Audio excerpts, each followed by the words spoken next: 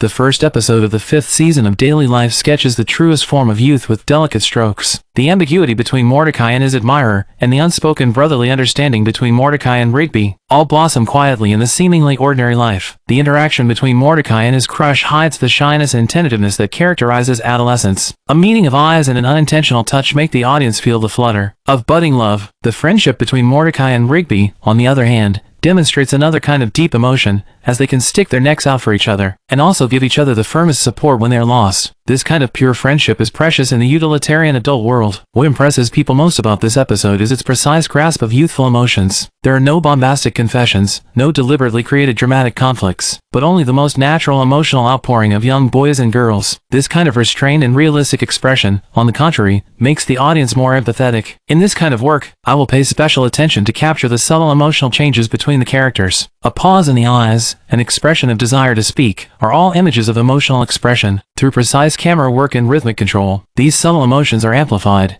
so that we can feel the most touching temperature of youth. This work tells us that the best part of youth is often hidden in the most ordinary daily life. Sometimes we lose what we think is important, but don't worry, what's better is often the life that appears to reward you afterward.